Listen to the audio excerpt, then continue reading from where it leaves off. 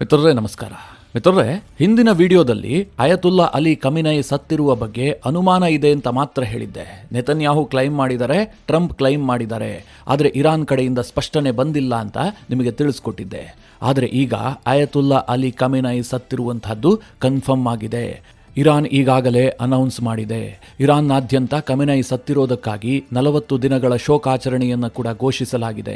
ಹಾಗೆ 7 ದಿನಗಳ ಕಾಲ ಸರ್ಕಾರಿ ರಜೆಯನ್ನು ಕೂಡ ಘೋಷಿಸಲಾಗಿದೆ.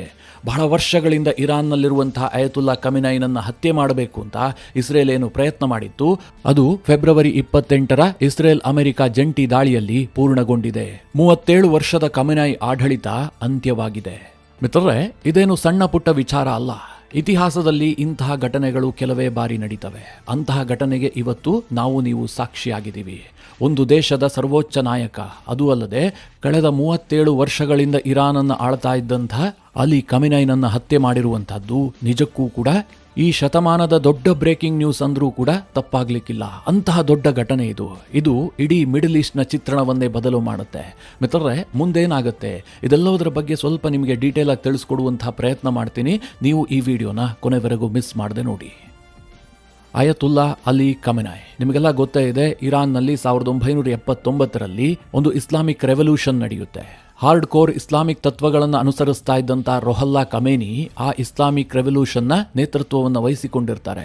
ಇರಾನ್ನಲ್ಲಿದ್ದಂತಹ ಶಾ ಪೆಹಲವಿ ಅಮೆರಿಕದ ಪಪೆಟ್, ಇರಾನನ್ನು ಅಮೆರಿಕಾಗೆ ಮಾರ್ಕೊಂಡಿದ್ದಾನೆ, ಈತನಿಂದ ಮುಕ್ತಿಯನ್ನು ಪಡೆದುಕೊಳ್ಳಬೇಕು. ಇರಾನ್ನಲ್ಲಿ ಇಸ್ಲಾಂ ಧರ್ಮಕ್ಕೆ ಕೇಡುಗಾಲ ಬಂದಿದೆ, ಇಸ್ಲಾಮನ್ನು ಸರಿಯಾಗಿ ಅನುಸರಿಸಲಾಗ್ತಾ ಇಲ್ಲ, ಇವರು ಪಾಶ್ಚಿಮಾತ್ಯರಿಂದ ಪ್ರೇರೇಪಣೆಗೊಂಡಿದ್ದಾರೆ. ಈ ರೀತಿಯಾಗಿ ಬಿಂಬಿಸಿ ರುಹುಲ್ಲಾ ಖಮೇನಿ ಒಂದು ಇಸ್ಲಾಮಿಕ್ ರೆವಲ್ಯೂಷನ್ ಅನ್ನು ಆರಂಭಿಸ್ತಾನೆ. ಅಮೆರಿಕ ಮತ್ತು ಇಸ್ರೇಲ್ ವಿರುದ್ಧವಾಗಿ ಭಾರೀ ಜನಾಕ್ರೋಶ ಬರುವಂತೆ ಆತ ಮಾಡ್ತಾನೆ. ಇದರ ಪರಿಣಾಮವಾಗಿ 1979ರಲ್ಲಿ ಇಸ್ಲಾಮಿಕ್ ರೆವಲ್ಯೂಷನ್ ನಡೆದೇ ಹೋಗುತ್ತೆ. ಇರಾನನ್ನ ಬಹಳ ಸುದೀರ್ಘವಾಗಿ ಆಳ್ತಾ ಇದ್ದಂಥ ಶಾ ಪೆಹಲವಿ ಅಮೆರಿಕಾಗೆ ಎಸ್ಕೇಪ್ ಆಗ್ತಾನೆ. ಅಂದಿನಿಂದ ಇರಾನ್ನಲ್ಲಿ ಒಂದು ವಿಶೇಷ ಮಾದರಿಯ ಅಧಿಕಾರ ಜಾರಿಗೆ ಬರುತ್ತೆ. ಅದೇನು ಕೇಳಿದ್ರೆ, ಇರಾನ್ನಲ್ಲಿ ಕ್ಲೆರಿಕ್ಗಳು ಇಡೀ ಆಡಳಿತದ ಸೂತ್ರವನ್ನು ಹಿಡಿದುಕೊಂಡಿರ್ತಾರೆ. ಅಲ್ಲೊಂದು ನಾಮಕಾವಸ್ಥೆಯ ಪ್ರಜಾಪ್ರಭುತ್ವ ಅಸ್ತಿತ್ವದಲ್ಲಿರುತ್ತೆ, ಆದರೆ ಅದು ಹಲ್ಲು ಕಿತ್ತ ಹಾವು. ಅವರು ಸ್ವತಂತ್ರವಾಗಿ ಯಾವುದೇ ನೀತಿ ನಿರ್ಧಾರಗಳನ್ನು ಮಾಡೋದಕ್ಕೆ ಸಾಧ್ಯ ಆಗೋದಿಲ್ಲ. ಈ ಕ್ಲೆರಿಕ್ಗಳಿಂದ ಆರಿಸಿ ಬಂದಂತಹ ಸುಪ್ರೀಂ ಲೀಡರ್ ಏನಿರ್ತಾನೆ, ಆತನೇ ಇರಾನನ್ನು ಸಂಪೂರ್ಣವಾಗಿ ಕಂಟ್ರೋಲ್ ಮಾಡ್ತಾ ಇರ್ತಾನೆ. ಆತನ ರಕ್ಷಣೆಗಾಗಿ ಒಂದು IRGC Islamic Revolutionary Guard Corps ಇದನ್ನು ಕೂಡ ರಚಿಸಲಾಗಿರುತ್ತೆ. ಈ IRGCಯ ಗುರಿ ಹೊಣೆಗಾರಿಕೆ ಏನು ಕೇಳಿದ್ರೆ, ಇರಾನ್ನ ಸುಪ್ರೀಂ ಲೀಡರ್ ಮತ್ತು ಆತನ ಸರ್ಕಾರವನ್ನು ರಕ್ಷಿಸುವಂತಹದ್ದು. ಸರ್ಕಾರದ ಸೇನೆಗಿಂತಲೂ ಬಹಳ ಗಟ್ಟಿಯಾಗಿ IRGCಯನ್ನು ರಚಿಸಲಾಗಿರುತ್ತೆ. ಮಿತ್ರರೇ, ಎಂತಹ ವಿಚಿತ್ರ ಗೊತ್ತಾ?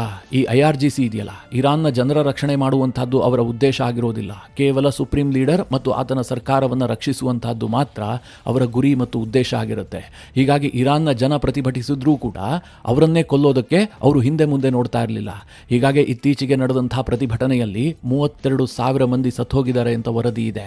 ಯಾಕೆ ಕೇಳಿದ್ರೆ, ಈ IRGC ಅಷ್ಟು ಕ್ರೂರವಾಗಿ ತನ್ನದೇ ದೇಶದ ಜನರ ವಿರುದ್ಧವಾಗಿ ನಡೆದುಕೊಳ್ತಾ ಇತ್ತು. ಅಂತಹ ಒಂದು ವ್ಯವಸ್ಥೆಯನ್ನ ಈ ಇಸ್ಲಾಮಿಕ್ ರೆವಲ್ಯೂಷನ್ ಹುಟ್ಟಾಕಿತ್ತು. ಆದರೆ ಮಿತ್ರರೇ, ಮೊದಲಿಗೆ ಅಧಿಕಾರಕ್ಕೆ ಬಂದಂತಹ ರುಹುಲ್ಲಾ ಖಮೇನಿ 1989ರಲ್ಲಿ ಸತ್ತು ಹೋಗ್ತಾನೆ. ಆತನ ಉತ್ತರಾಧಿಕಾರಿಯಾಗಿ ಬಂದಿದ್ದೆ ಈ ಅಯತುಲ್ಲಾ ಅಲಿ ಖಮೇನಿ. ಈತ ರುಹುಲ್ಲಾ ಖಮೇನಿಗಿಂತಲೂ ಕೂಡ ಕಟ್ಟರ್ ಇಸ್ಲಾಮನ್ನ ಫಾಲೋ ಮಾಡುವಂತಹ ಒಬ್ಬ ನಾಯಕ. ಈತನ ಕಾರಣದಿಂದಾಗಿ ಅನೇಕ ಸಮಸ್ಯೆಗಳನ್ನು ಇರಾನ್ ಎದುರಿಸಬೇಕಾಗಿ ಬರುತ್ತೆ. ಮಿತ್ರರೇ, ಈತ ಕಳೆದ 37 ವರ್ಷಗಳಿಂದ ಇರಾನ್ನಲ್ಲಿ ಅಧಿಕಾರವನ್ನು ನಡೆಸಿದ್ದಾನೆ. ಈತನ ಸಾಧನೆ ಏನು ಕೇಳಿದ್ರೆ, ಅನೇಕ ಉಗ್ರ ಗುಂಪುಗಳನ್ನು ಹುಟ್ಟು ಹಾಕಿದ್ದು ಬಿಟ್ಟರೆ ಇರಾನ್ನಲ್ಲಿ ನಯಾ ಪೈಸೆ ಅಭಿವೃದ್ಧಿಯನ್ನ ಮಾಡಿಲ್ಲ. ಈ ಅಯತುಲ್ಲಾ ಅಲಿ ಖಮೇನಿ ಇಸ್ರೇಲನ್ನ ಈ ಹಿಂದಿಗಿಂತಲೂ ಹೆಚ್ಚು ವಿರೋಧಿಸೋದಕ್ಕೆ ಶುರು ಮಾಡ್ತಾನೆ. ಇಸ್ರೇಲ್ ವಿರುದ್ಧ ಅನೇಕ ಉಗ್ರ ಗುಂಪುಗಳನ್ನು ಸಾಕಿ ಸಲಹುತ್ತಾನೆ. ಲೆಬನಾನ್ನಲ್ಲಿ ಹಿಜ್ಬುಲ್ಲಾ, ಗಾಜಾದಲ್ಲಿ ಹಮಾಸ್, ಯೆಮೆನ್ನಲ್ಲಿ ಹೌತಿಗಳು, ಇರಾಕ್ನಲ್ಲಿ ಕೆಲ ಉಗ್ರ ಗುಂಪುಗಳು, ಸಿರಿಯಾದಲ್ಲಿ ಅಸದ್ ಸರ್ಕಾರ, ಹೀಗೆ ತನ್ನದೇ ಆದಂತಹ ಒಂದು ಗುಂಪನ್ನು ಹುಟ್ಟು ಹಾಕಿಕೊಂಡು ಅಮೆರಿಕ ಮತ್ತು ಇಸ್ರೇಲ್ ವಿರುದ್ಧ ಎತ್ತಿ ಕಟ್ತಾನೆ. ಬಹಳ ಇಂಟ್ರೆಸ್ಟಿಂಗ್ ವಿಚಾರ ಏನು ಕೇಳಿದ್ರೆ, ಅಯತುಲ್ಲಾ ಅಲಿ ಖಮೇನಿ ಆರಂಭದಲ್ಲಿ, ಅಂದರೆ ಈತ ಅಧಿಕಾರಕ್ಕೆ ಬಂದಂತಹ ಮೊದಲ ದಿನಗಳಲ್ಲಿ ಏನು ಹೇಳ್ತಾ ಇದ್ದ ಅಂತಂದ್ರೆ, ಇಸ್ಲಾಂನಲ್ಲಿ ನ್ಯೂಕ್ಲಿಯರ್ ವೆಪನ್ ಇದೆಯಲ್ಲ, ಇದು ಹರಾಮ್ ಅಂತ ಘೋಷಣೆ ಮಾಡಿದ್ದ. ಆದರೆ ನಂತರದ ದಿನಗಳಲ್ಲಿ ನ್ಯೂಕ್ಲಿಯರ್ ವೆಪನ್ ಒಂದೇ ಇರಾನನ್ನು ಉಳಿಸೋದಕ್ಕೆ ಸಾಧ್ಯ, ಇಸ್ರೇಲ್ ವಿರುದ್ಧ ನಾವು ಜಯಗಳಿಸಬೇಕಾದ್ರೆ ನ್ಯೂಕ್ಲಿಯರ್ ವೆಪನ್ ಬೇಕೇ ಬೇಕು ಅಂತ ಈತ ನಿರ್ಧಾರ ಮಾಡ್ತಾನೆ. ಇದೇ ಕಾರಣದಿಂದ ಇರಾನ್ನಲ್ಲಿ ನ್ಯೂಕ್ಲಿಯರ್ ವೆಪನ್ ಅಭಿವೃದ್ಧಿಗೋಸ್ಕರವಾಗಿ ಈತನ ಸರ್ಕಾರ ಪ್ರಯತ್ನ ಮಾಡೋದಕ್ಕೆ ಶುರು ಮಾಡುತ್ತೆ. ಅಲ್ಲಿಂದನೇ ಅಯತುಲ್ಲಾ ಅಲಿ ಖಮೇನಿನ ಕೌಂಟ್ ಡೌನ್ ಶುರುವಾಗಿತ್ತು. ಆದ್ರೆ ಈ ಅಲಿ ಖಮೇನಿಗೆ ಬಹಳ ದುಬಾರಿಯಾಗಿ ಪರಿಣಮಿಸಿದ್ದು ಮಾತ್ರ ಅಕ್ಟೋಬರ್ 7ರ ಹಮಾಸ್ ಅಟ್ಯಾಕ್. 2023ರ ಅಕ್ಟೋಬರ್ 7ನೇ ತಾರೀಕು ಇಸ್ರೇಲ್ ಮೇಲೆ ಹಮಾಸ್ ಮಾಡುತ್ತಲ್ಲ ದಾಳಿ, ಅದಾದ ಬಳಿಕ ಇಸ್ರೇಲ್ ಇರಾನ್ ಅನ್ನೇ ಟಾರ್ಗೆಟ್ ಮಾಡೋದಕ್ಕೆ ಶುರು ಮಾಡುತ್ತೆ.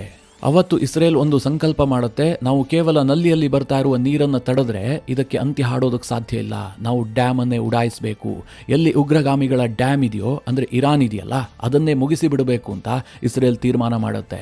ಅದಾಗ್ತಿದ್ದ ಹಾಗೆ ಬಹಳ ಪ್ಲಾನ್ ಮಾಡಿಕೊಂಡು ಆರಂಭದಲ್ಲಿ ಹಮಾಸ್ ಅನ್ನ ಮುಗಿಸುತ್ತೆ, ನಂತರ ಹಿಜ್ಬುಲ್ಲಾವನ್ನ ಮುಗಿಸುತ್ತೆ, ಹೌತಿಗಳ ಮೇಲೆ ಅಮೆರಿಕ ದಾಳಿ ಮಾಡುತ್ತೆ. ಅದಾಗ್ತಿದ್ದ ಹಾಗೆ ಇರಾನ್ ಅನ್ನ ಹಂತ ಹಂತವಾಗಿ ಇಸ್ರೇಲ್ ಕೆಣಕತ್ತೆ. 2025ರಲ್ಲಿ ಬಹಳ ದೊಡ್ಡ ಉದ್ದೇಶವನ್ನ ಇಟ್ಕೊಂಡು ಇಸ್ರೇಲ್ ಯುದ್ಧವನ್ನ ಕೂಡ ಆರಂಭಿಸಿರುತ್ತೆ. 2025ರಲ್ಲಿ ಯುದ್ಧ ಆರಂಭ ಆಗುತ್ತಲ್ಲ, ಆಗ ಇಸ್ರೇಲ್ ಪೂರ್ಣ ಪ್ರಮಾಣದಲ್ಲಿ ಪ್ಲಾನ್ ಮಾಡ್ಕೊಂಡಿರಲಿಲ್ಲ. ಖಮೇನಿಯನ್ನು ಹತ್ಯೆ ಮಾಡಬೇಕು ಅಂತ ಉದ್ದೇಶ ಇತ್ತು, ಆದರೆ ಆ ಮಿಷನ್ ಸಕ್ಸಸ್ ಆಗೋದಕ್ಕೆ ಕೆಲವೊಂದಷ್ಟು ಅಡೆತಡೆಗಳಿದ್ವು. ಅಮೆರಿಕ ಯುದ್ಧಕ್ಕೆ ಎಂಟ್ರಿ ಆಗೋದಕ್ಕೆ ರೆಡಿ ಇರಲಿಲ್ಲ, ಅಂದ್ರೆ ಅವರಿನ್ನೂ ಕೂಡ ಪ್ಲಾನ್ ಮಾಡ್ಕೊಂಡಿರಲಿಲ್ಲ. ಆದರೆ ಈ ಬಾರಿ ಮಾತ್ರ ನಿರಂತರವಾಗಿ 2 ತಿಂಗಳಿನಿಂದ ಪ್ಲಾನ್ ಮಾಡಿಕೊಂಡು ಇರಾನ್ಗೆ ನುಗ್ಗಿ ಹೊಡೆದಿದ್ದಾರೆ. ಅದೆಂತಹ ದಾಳಿ ಅಂತಂದ್ರೆ ಇತಿಹಾಸದಲ್ಲಿ ಹಿಂದೆಂದೂ ನಡೆದಿಲ್ಲ. ಆ ರೀತಿಯಾಗಿ ಏಕಾಏಕಿಯಾಗಿ ಇರಾನ್ ಅನ್ನ ಉಡಾಯಿಸಿದ್ದಾರೆ. ಇಸ್ರೇಲ್ ಮತ್ತು ಅಮೆರಿಕದ ಪ್ಲಾನ್ ಎಷ್ಟು ದೊಡ್ಡದಾಗಿತ್ತು, ಅವರ ಇನ್ಪುಟ್ ಇಂಟೆಲಿಜೆನ್ಸ್ ಎಷ್ಟರ ಮಟ್ಟಿಗಿತ್ತು ಅಂತಂದ್ರೆ ಊಹೆ ಮಾಡೋದಕ್ಕೂ ಸಾಧ್ಯ ಇಲ್ಲ. ಆಲ್ಮೋಸ್ಟ್ ಕಳೆದ 1 ವರ್ಷದಿಂದ ಖಮೇನಿ ಬಹುತೇಕವಾಗಿ ಬಂಕರ್ನಲ್ಲೇ ವಾಸ ಮಾಡ್ತಾ ಇದ್ರು. ಅವರೆಲ್ಲಿದ್ದಾರೆ, ಏನ್ ಮಾಡ್ತಾ ಇದ್ದಾರೆ, ಯಾವ ಮಾಹಿತಿಯೂ ಕೂಡ ಹೊರಗಡೆ ಸಿಗ್ತಾ ಇರಲಿಲ್ಲ. ಅಷ್ಟರ ಮಟ್ಟಿಗೆ ಒಂದು ಹಿಡನ್ ಲೊಕೇಶನ್ ನಲ್ಲಿ ಅವರನ್ನ ಸೇಫ್ ಆಗಿಡಲಾಗಿತ್ತು. ಹಿಜ್ಬುಲ್ಲಾಗಳ ಮೇಲೆ ಪೇಜರ್ ಅಟ್ಯಾಕ್ ಆದ ಬಳಿಕವಂತೂ ಇರಾನ್ ಹೈ ಅಲರ್ಟ್ ನಲ್ಲೇ ಇತ್ತು. ಖಮೇನಿ ವಾಸ ಮಾಡುವಂತಹ ಕೊಠಡಿಯಲ್ಲಿ ಒಂದು ಸಣ್ಣ ಎಲೆಕ್ಟ್ರಾನಿಕ್ ಡಿವೈಸ್ ಅನ್ನ ಕೂಡ ಅವರು ಇಡ್ತಾ ಇರಲಿಲ್ಲ. ಖಮೇನಿಯನ್ನು ಸೇಫ್ ಗಾರ್ಡ್ ಮಾಡೋದಕ್ಕೆ ಅಷ್ಟೊಂದು ಪ್ರಯತ್ನವನ್ನ ಇರಾನ್ನ IRGC ಮಾಡಿತ್ತು. ಆದರೆ ಮಿತ್ರರೇ, ಈ ಬಾರಿ ಇಸ್ರೇಲ್ ಮತ್ತು ಅಮೆರಿಕದ ಪ್ಲಾನ್ ಮುಂದೆ ಇರಾನ್ನ ಪ್ಲಾನ್ ಎಲ್ಲೂ ಕೂಡ ವರ್ಕೌಟ್ ಆದಂತೆ ಕಂಡು ಬರ್ತಾ ಇಲ್ಲ. ಖಮೇನಿ ತನ್ನ ಟೆಹರಾನ್ನ ರೆಸಿಡೆನ್ಸ್ನಲ್ಲಿ ಇರುವಂತಹ ಸಂದರ್ಭದಲ್ಲೇ ಇಸ್ರೇಲ್ ಉಡಾಯಿಸಿದೆ. ಖಮೇನಿ ಸತ್ತಿದ್ದಾಯಿತು, ಮುಂದೇನು, ಯಾರು ಆಳ್ತಾರೆ ಇರಾನನ್ನ? ಈ ಪ್ರಶ್ನೆ ಬಹುತೇಕರಿಗಿದೆ. ಈಗಾಗಲೇ ಇರಾನ್ನಲ್ಲಿರುವಂತಹ ಈಗಿನ ಸರ್ಕಾರ ಒಂದು ತೀರ್ಮಾನವನ್ನ ಮಾಡಿದೆ. ಅದೇನು ಕೇಳಿದ್ರೆ, 3 ಇರಾನ್ನ ಅಧಿಕಾರವನ್ನು ವಹಿಸಲಾಗಿದೆ. ಇದಕ್ಕೆ ಲೀಡರ್ಶಿಪ್ ಕೌನ್ಸಿಲ್ ಅಂತ ಹೆಸರು ಕೊಡಲಾಗಿದೆ. ಯಾರ್ಯಾರು ಇರ್ತಾರೆ ಇದರಲ್ಲಿ ಅಂತಂದ್ರೆ, ಅಧ್ಯಕ್ಷನಾದಂತಹ ಪೆಜೆಶ್ಕಿಯಾನ್ ಇರ್ತಾರೆ, ನ್ಯಾಯಾಂಗದ ಮುಖ್ಯಸ್ಥ ಇರ್ತಾನೆ, ಹಾಗೆ ಗಾರ್ಡಿಯನ್ ಕೌನ್ಸಿಲ್ನ ಜುರಿಸ್ಟ್ ಕೂಡ ಇದರ ಭಾಗ ಆಗಿರ್ತಾನೆ. ಈ 3 ವ್ಯಕ್ತಿಗಳು ಇರಾನ್ನ ಮುಂದಿನ ಆಡಳಿತವನ್ನ ನೋಡ್ಕೊಳ್ತಾರೆ. ಎಲ್ಲಿಯವರೆಗೆ ಕೇಳಿದ್ರೆ, ಮುಂದಿನ ಸುಪ್ರೀಂ ಲೀಡರ್ ಆಯ್ಕೆ ಆಗುವವರೆಗೂ ಕೂಡ. ಆದರೆ ಅಮೆರಿಕ ಮತ್ತು ಇಸ್ರೇಲ್ನ ಉದ್ದೇಶ ಇದಲ್ಲ. ಈಗ ಸುಪ್ರೀಂ ಲೀಡರ್ ಹೋದ, ಇನ್ನೊಬ್ಬ ಸುಪ್ರೀಂ ಲೀಡರ್ ಅನ್ನು ತರುವಂತಹದ್ದು ಅಮೆರಿಕ ಮತ್ತು ಇಸ್ರೇಲ್ನ ಪ್ಲಾನ್ ಆಗಿಲ್ಲ. ಬದಲಾಗಿ ಇರಾನ್ನಲ್ಲಿ ಅಮೆರಿಕದ ಫ್ರೆಂಡ್ಲಿ ಸರ್ಕಾರ ಬರಬೇಕು, ಆ ಸರ್ಕಾರ ಇಸ್ರೇಲ್ ಅನ್ನು ಕೂಡ ಒಪ್ಪಿಕೊಳ್ಳಬೇಕು, ಇಸ್ರೇಲ್ಗೆ ಮಾನ್ಯತೆಯನ್ನು ಕೊಡಬೇಕು. ಈ ಹಿಂದೆ ಶಾ ಪೆಹಲವಿ ಯಾವ ರೀತಿಯಾಗಿ ಅಧಿಕಾರವನ್ನು ನಡೆಸ್ತಾ ಇದ್ದ, ಇಸ್ರೇಲ್ನ ಜೊತೆಗೆ ರಾಜತಾಂತ್ರಿಕ ಸಂಬಂಧವನ್ನು ಇಟ್ಟುಕೊಂಡಿದ್ದ, ಅಂತಹ ಸರ್ಕಾರವನ್ನು ರಚಿಸುವಂತಹದ್ದು ಈ 2 ದೇಶದ ಉದ್ದೇಶ ಆಗಿದೆ. ಅದು ಸಾಕಾರ ಆಗಬೇಕು ಅಂತಂದ್ರೆ ಕಂಪ್ಲೀಟ್ ಆಗಿ ಈ ರೆಜಿಮ್ ಅನ್ನು ಕಿತ್ತೊಗಿಬೇಕು. ಅದಕ್ಕೆ ಮಿತ್ರರೇ, ಯುದ್ಧ ಈ ತಕ್ಷಣಕ್ಕೆ ಎಂಡ್ ಆಗೋದಿಲ್ಲ, ಇದಿನ್ನೂ ಕೂಡ ಕಂಟಿನ್ಯೂ ಆಗುತ್ತೆ. ವರದಿಗಳ ಪ್ರಕಾರ ಅಮೆರಿಕ ಶಾ ಪೆಹಲವಿಯ ಮಗನಾದಂಥ ಕ್ರೌನ್ ಪ್ರಿನ್ಸ್ ರೆಹಜಾ ಪೆಹಲವಿಯನ್ನ ಇರಾನ್ನಲ್ಲಿ ಸ್ಥಾಪನೆ ಮಾಡಬೇಕು ಅಂತ ಉದ್ದೇಶವನ್ನು ಹೊಂದಿದೆ. ಖಮೇನಿ ಸತ್ತ ಸುದ್ದಿ ಗೊತ್ತಾಗ್ತಿದ್ದ ಹಾಗೆ ಕ್ರೌನ್ ಪ್ರಿನ್ಸ್ ಅದಕ್ಕೆ ರಿಯಾಕ್ಟ್ ಕೂಡ ಮಾಡಿದ್ದಾರೆ. ಖಮೇನಿಯ ಅಂತ್ಯ ಮಿಡಿಲ್ ಈಸ್ಟ್ ನಲ್ಲಿ ಹೊಸ ಚಿತ್ರಣವನ್ನು ತರಲಿದೆ, ಇದು ಇರಾನ್ನ ಲಿಬರೇಷನ್ ಅಂತ ಅವರು ವ್ಯಾಖ್ಯಾನ ಮಾಡಿದ್ದಾರೆ. ನಿಮಗೆಲ್ಲ ನೆನಪಿರಲಿ, ಇರಾನ್ನಲ್ಲಿ ಇವತ್ತಿಗೂ ಕೂಡ ರಾಜಾಡಳಿತವನ್ನು ಬೆಂಬಲಿಸುವಂತಹ ಒಂದು ದೊಡ್ಡ ವರ್ಗ ಇದೆ. ಇತ್ತೀಚೆಗೆ ನಡೆದಂತಹ ಆಂಟಿ ಖಮೇನಿ ಪ್ರೊಟೆಸ್ಟ್ನಲ್ಲಿ ರೆಹಜಾ ಪೆಹಲವಿ ಪರವಾಗಿ ಬಹಳ ದೊಡ್ಡ ಘೋಷಣೆಗಳು ಕೇಳಿಬಂದಿದ್ವು. ಹೀಗಾಗಿ ಮುಂದಿನ ದಿನಗಳಲ್ಲಿ ಇರಾನ್ನಲ್ಲೂ ಕೂಡ ಶಾಗಳ ಆಡಳಿತ ಪುನರಾವರ್ತನೆ ಆಗುವಂತಹ ಸಾಧ್ಯತೆಗಳು ಜಾಸ್ತಿ ಇದ್ದಾವೆ. ಇಲ್ಲಿ ಮಿತ್ರರೇ, ಇಸ್ರೇಲ್ನ ಪ್ಲಾನ್ ಇದೆಯಲ್ಲ ಬಹಳ ಕ್ಲಿಯರ್ ಆಗಿದೆ. ಅವರು 2ನೇ ಯೋಚನೆಯನ್ನೇ ಇಟ್ಕೊಂಡಿಲ್ಲ. ಅದು ಏನಾದರೂ ಆಗಲಿ, ಅದು ಎಷ್ಟೇ ಬೆಲೆ ತೆತ್ತಾದರೂ ಪರವಾಗಿಲ್ಲ, ಇರಾನ್ನಲ್ಲಿ ಸರ್ಕಾರವನ್ನು ಬದಲಿಸಲೇಬೇಕು. ಈ ಖಮೇನಿಗಳ ಆಡಳಿತ ಅಂತ್ಯ ಆಗಬೇಕು. ಒಬ್ಬ ಖಮೇನಿ ಹೋದ, ಇನ್ನೊಬ್ಬ ಬಂದ ಅಂತ ಆಗಬಾರ್ದು ಅಂತ ಇಸ್ರೇಲ್ ಉದ್ದೇಶವನ್ನು ಇಟ್ಕೊಂಡಿದೆ. ಆದರೆ ಅಮೆರಿಕಾಗೆ ಆ ಮಟ್ಟಿನ ಸ್ಪಷ್ಟತೆ ಇದೆ ಅಂತ ಹೇಳೋದಕ್ಕೆ ಸಾಧ್ಯ ಇಲ್ಲ. ಟ್ರಂಪ್ ಏನು ಹೇಳ್ತಾ ಇದ್ದಾರೆ ಗೊತ್ತಾ? ಖಮೇನಿ ಸತ್ತ ಬಳಿಕ ನಮ್ಮ ನೆಗೋಸಿಯೇಷನ್ ಇನ್ನಷ್ಟು ಈಸಿ ಆಗತ್ತೆ, ಇರಾನ್ ಇನ್ನಷ್ಟು ಬಗ್ಗುತ್ತೆ ಅಂತ ಟ್ರಂಪ್ ಘೋಷಣೆ ಮಾಡಿದ್ದಾರೆ. ಇದೇ ಟ್ರಂಪ್ ನಿನ್ನೆ ಏನು ಹೇಳಿದ್ರು ಕೇಳಿದ್ರೆ, ನಾವು ಬಹಳ ದೊಡ್ಡ ಗುರಿಯನ್ನ ಇಟ್ಕೊಂಡಿದೀವಿ, ಅದಕ್ಕೆ ಎಷ್ಟು ಬೇಕಾದರೂ ಬೆಲೆ ತೆರೋದಕ್ಕೆ ನಾವು ಸಿದ್ಧ ಇದ್ದೀವಿ, ನಮಗೆ ಗೊತ್ತಿದೆ ಅದರಿಂದ ನಮಗೆ ನಷ್ಟ ಆಗತ್ತೆ, ನಾವು ನಮ್ಮ ಸೈನಿಕರನ್ನ ಕಳೆದುಕೊಳ್ಳಬಹುದು, ಅಮೆರಿಕದ ಶಸ್ತ್ರಾಸ್ತ್ರಗಳಿಗೆ ಹಾನಿಯೂ ಕೂಡ ಆಗಬಹುದು, ಅದೆಲ್ಲದಕ್ಕೂ ಕೂಡ ನಾವು ಸಿದ್ಧರಾಗೆ ಈ ಯುದ್ಧಕ್ಕೆ ಕೈ ಹಾಕಿದೀವಿ ಅಂತ ಟ್ರಂಪ್ ಘೋಷಣೆ ಮಾಡಿದ್ರು. ಆದ್ರೆ ಇವತ್ತು ಖಮೇನಿ ಸತ್ತ ಬಳಿಕ ಹೇಳ್ತಾ ಇದ್ದಾರೆ ನೆಗೋಸಿಯೇಷನ್ ಬಹಳ ಈಸಿ ಆಗುತ್ತೆ ಅಂತ. ಅಂದ್ರೆ ಅಮೆರಿಕ ಮತ್ತೊಮ್ಮೆ ಇರಾನನ್ನ ಮಾತುಕತೆಗೆ ಆಹ್ವಾನಿಸುತ್ತಾ, ಮಾತುಕತೆ ಮೂಲಕವಾಗಿ ಇದನ್ನು ಬಗೆಹರಿಸಿಕೊಳ್ಳೋದಕ್ಕೆ ಯತ್ನ ಮಾಡುತ್ತಾ, ಅಮೆರಿಕದ ಗುರಿ ಕೇವಲ ನ್ಯೂಕ್ಲಿಯರ್ ವೆಪನ್ ಮತ್ತು ಇರಾನ್ನ ಮಿಸೈಲ್ ಫೆಸಿಲಿಟೀಸ್ಗಳನ್ನು ನಾಶ ಮಾಡುವಂತಹದ್ದು ಮಾತ್ರ ಆಗಿದೆಯಾ? ಈ ಎಲ್ಲ ಪ್ರಶ್ನೆಗಳು ಸದ್ಯಕ್ಕೆ ಬರ್ತಾ ಇದೆ. ಟ್ರಂಪ್ ಅನ್ನ ಏನು ಪ್ರೆಡಿಕ್ಟ್ ಮಾಡೋದಕ್ಕೆ ಸಾಧ್ಯ ಇಲ್ಲ. ಆದರೆ ಇಸ್ರೇಲ್ ಅನ್ನು ನೋಡಿದ್ರೆ ಅವರು ಈ ಬಾರಿ ಕತೆ ಫಿನಿಶ್ ಮಾಡ್ತಾರೆ, ಅದರಲ್ಲಿ ಯಾವುದೇ ಡೌಟ್ ಕಾಣ್ತಾ ಇಲ್ಲ. ಇದೆಲ್ಲದರ ನಡುವೆ ಅಮೆರಿಕದ ವಾಷಿಂಗ್ಟನ್ ಪೋಸ್ಟ್ ಮಾತ್ರ ಒಂದು ಅಚ್ಚರಿಯ ವರದಿಯನ್ನ ಮಾಡ್ತಾ ಇದೆ. ಅದೇನು ಕೇಳಿದ್ರೆ, ಈ ಯುದ್ಧದಲ್ಲಿ ಸೌದಿ ಅರೇಬಿಯಾ ಭಾಗಿಯಾಗುವಂತಹ ಸಾಧ್ಯತೆಗಳಿದಾವೆ. ಈಗಾಗಲೇ ಸೌದಿಯ ಕ್ರೌನ್ ಪ್ರಿನ್ಸ್ ಆಗಿರುವಂತಹ ಮೊಹಮ್ಮದ್ ಬಿನ್ ಸಲ್ಮಾನ್ ಟ್ರಂಪ್ ಜೊತೆಗೆ ಮಾತನಾಡಿದ್ದಾರೆ. ಟ್ರಂಪ್ ಯುದ್ಧಕ್ಕೆ ಬರುವಂತೆ ಆಹ್ವಾನ ಕೊಟ್ಟಿದ್ದಾರೆ ಎನ್ನುವ ಅರ್ಥದಲ್ಲಿ ವಾಷಿಂಗ್ಟನ್ ಪೋಸ್ಟ್ ವರದಿ ಮಾಡಿದೆ. ಮಿತ್ರರೇ, ಈ ಸಾಧ್ಯತೆಗಳನ್ನು ಕೂಡ ತಳ್ಳಿ ಹಾಕುವಂತಿಲ್ಲ. ಯಾಕೆ ಕೇಳಿದ್ರೆ, ಯಾವಾಗ ಇರಾನ್ ಈ ರೀತಿಯಾಗಿ ಮಿಡಲ್ ಈಸ್ಟ್ ನಲ್ಲಿರುವಂತಹ, ಅದರಲ್ಲೂ ಮುಖ್ಯವಾಗಿ ಪರ್ಷಿಯನ್ ಗಲ್ಫ್ನ ರಾಷ್ಟ್ರಗಳನ್ನ ಟಾರ್ಗೆಟ್ ಮಾಡೋದಕ್ಕೆ ಶುರು ಮಾಡಿದೆಯೋ ಆ ರಾಷ್ಟ್ರಗಳು ಸಿಡಿದೆದ್ದಿದ್ದಾವೆ. ಇದು ಸುನ್ನಿ ವರ್ಸಸ್ ಶಿಯಾ ಆಗುವಂತಹ ಸಾಧ್ಯತೆಗಳು ಕೂಡ ಇದ್ದಾವೆ. ಸದ್ಯ ಇರಾನ್ ಟಾರ್ಗೆಟ್ ಮಾಡಿರುವಂತಹ ಎಲ್ಲಾ ರಾಷ್ಟ್ರಗಳು ಕೂಡ ಸುನ್ನಿ ಡಾಮಿನೆನ್ಸ್ ಇರುವಂತಹ ರಾಷ್ಟ್ರಗಳು. ನಿಮಗೆಲ್ಲ ಗೊತ್ತೇ ಇದೆ, ಸೌದಿ ಮತ್ತು ಇರಾನ್ನ ಸಂಬಂಧ ಇದೆಯಲ್ಲ, ಇದು ಅಷ್ಟಕ್ಕಷ್ಟೇ. ಈ ಖಮೆನಾಯಿಗಳ ಆಡಳಿತ ಇರಾನ್ನಲ್ಲಿ ಬರುತ್ತಲ್ಲ, ಇವರು ಕೇವಲ ಇರಾನ್ಗೆ ಮಾತ್ರ ಅದನ್ನು ಸೀಮಿತವಾಗಿಟ್ಟಿರೋದಿಲ್ಲ. ಇವರು ಇಡೀ ಮಿಡಲ್ ಈಸ್ಟ್ ನಲ್ಲಿ ಎಲ್ಲೆಲ್ಲಿ ರಾಜಾಡಳಿತ ಇದೆಯೋ ಅದನ್ನೆಲ್ಲ ಕೊನೆಗೊಳಿಸೋದಕ್ಕೆ ಒಂದು ಕಿಡಿಯನ್ನು ಹಚ್ಚಿದ್ರು. ಎಲ್ಲಾ ದೇಶಗಳಲ್ಲೂ ಕೂಡ ರಾಜ್ಯಭಾರ ಮಾಡುವಂತಹ ಹೊಣೆಗಾರಿಕೆ ಕ್ಲರಿಕ್ಗಳಿಗೆ ಸಿಗಬೇಕು ಅಂತ ಇವರು ಕಿಡಿ ಹತ್ತಿಸಿದ್ರು. ಹೀಗಾಗಿ ಆರಂಭದಿಂದಲೂ ಕೂಡ ಈ ಎಲ್ಲ ರಾಷ್ಟ್ರಗಳು ಕೂಡ ಇರಾನ್ನ ವಿರುದ್ಧವಾಗೇ ಇದ್ದಾವೆ. ಅನಂತರದಲ್ಲಿ ಯಾವಾಗ ಇರಾನ್ ನ್ಯೂಕ್ಲಿಯರ್ ವೆಪನ್ ಅನ್ನು ಡೆವಲಪ್ ಮಾಡ್ತಾ ಇದೆ ಎನ್ನುವಂತಹ ಸುದ್ದಿ ಹೊರಬಿತ್ತು, ಆ ದಿನದಿಂದ ಅಮೆರಿಕಾಗೆ ಈ ರಾಷ್ಟ್ರಗಳು, ಮುಖ್ಯವಾಗಿ ಸೌದಿ ಅರೇಬಿಯಾ, ಅಮೆರಿಕಾಗೆ ಬೆಂಬಲವನ್ನ ಕೊಟ್ಟಿದೆ. ಏನಾದ್ರೂ ಆಗ್ಲಿ ಅದನ್ನ ತಡಿಬೇಕು ಅಂತ.